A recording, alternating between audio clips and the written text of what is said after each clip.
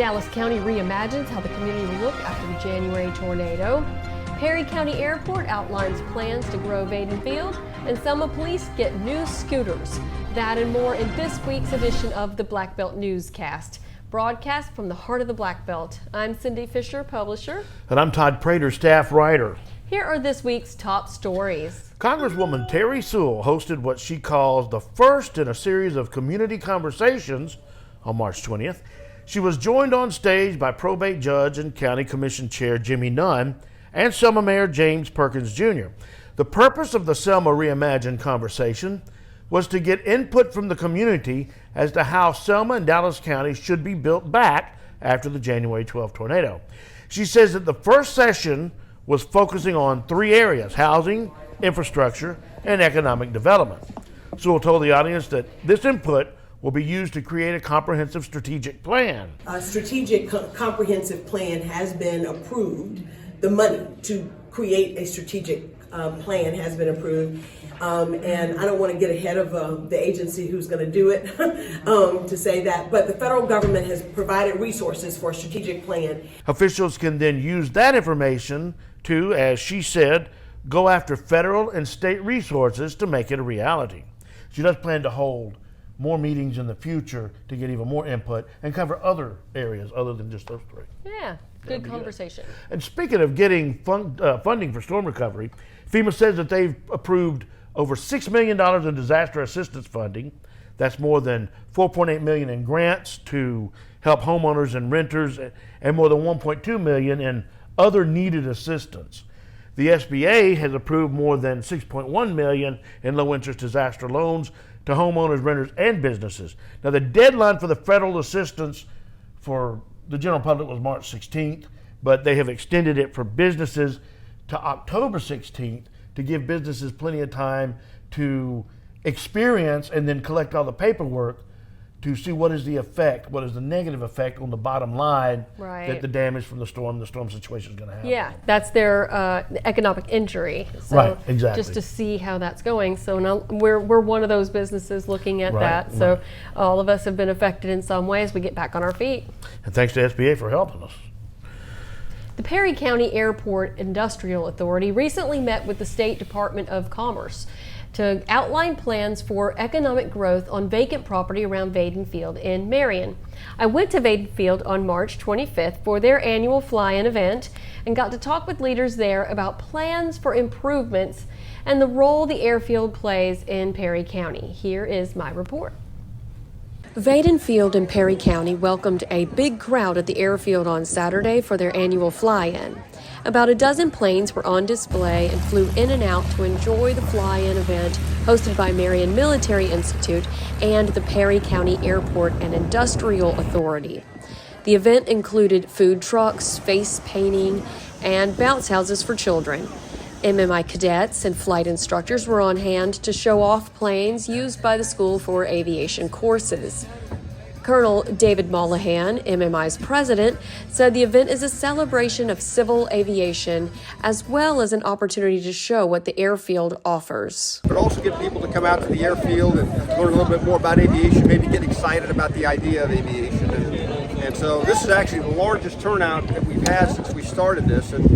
And right now, MMI, we're really beginning to develop the extracurricular flight program that we've had for a number of years into something more that's designed to get young people to come through the school, get some flight lessons, and then potentially go on out into the airlines and fly for one of the airlines. Donald Bennett, chairman of the Perry County Airport and Industrial Authority, said there are plans to grow the economy of the county and the BlackBelt region by developing the 170 available acres around the airport. We're looking at growth as far as industry. We're looking at all type of opportunities for growth, and Vaden Field is in a prime location in the perfect time to actually grow.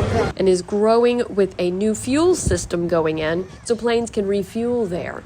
The historic Tabernacle Baptist Church on Broad Street in Selma is getting a $750,000 grant from the National Park Service for repairs to the 101-year-old building's electrical system. Shannon Estenaz, an official with the National Park Service, was in Selma March 23rd to make the announcement. Estenaz says that preserving these sites is important to telling the story of the United States. She added that the Department of the Interior, of which the National Park Service is a part, views these grants like an investment, and the return on that investment is the history that's passed down and the good that the church and the church building itself will do for the community and in the community. I like that outlook. It's a very good way to look at it. Yeah. Because that's exactly what it is, saving our historic sites. All right. Very good investment. The Selma Police Department's latest weapon against crime will also help officers better relate to citizens in the community. Selma Police Chief Kenta Fulford says the trike electric vehicle and police bikes will help the officers on patrol get into the community and talk with and get to know the citizens. The trikes are electric and they're all-wheel drive. They cost about $10,000 each. They are being paid for with part of the $550,000 public safety grant that they got from Congresswoman Terri Sewell in October. The police bikes are equipped with lights and sirens, and they have storage for all of their gear. There will be 3 trikes and 6 bikes. And the training for the bikes is at the end of next month. But the trikes training was the last week in March, and they are scheduled to hit the ground April 1st. Look like fun to ride on, too. Yeah, I need one of those. Yeah. Construction of the new $3 million Dave's Market is well underway in Valley Grande. Dave's Market's owner, Dave Oliver, says that COVID-19 and the difficulty getting materials and equipment brought construction to a standstill. But now the supply chain is beginning to move again, so construction's resumed, albeit much more slowly than he'd like. The new building will be much larger than the current Dave's, and the parking lot will also be much roomier.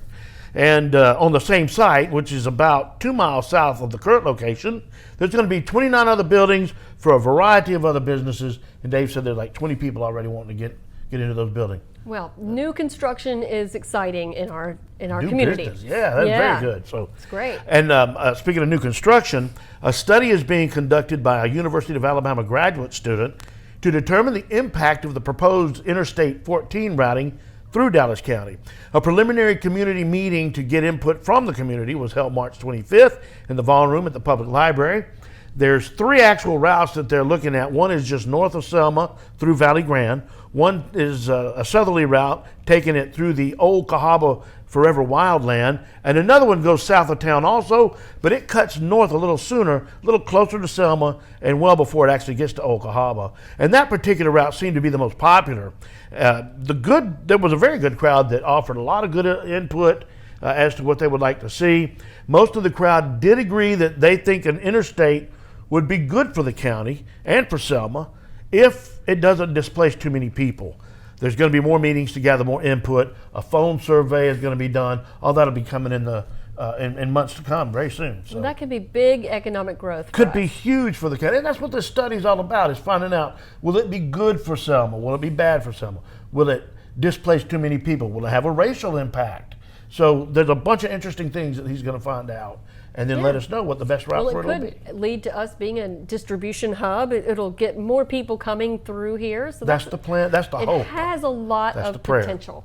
Exactly. We'll see what happens. Thank you for joining us for this week's edition of the Black Belt Newscast. Get free Black Belt news in your email inbox every day by subscribing at blackbeltnewsnetwork.com.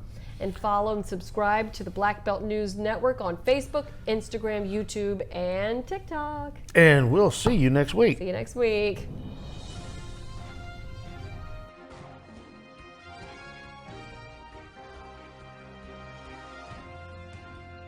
The Rural Health Medical Program has been a beacon in the state of Alabama for over 40 plus years. We are one of 17 community health centers across the state. We sit across 6 counties in the Black Belt region of Alabama.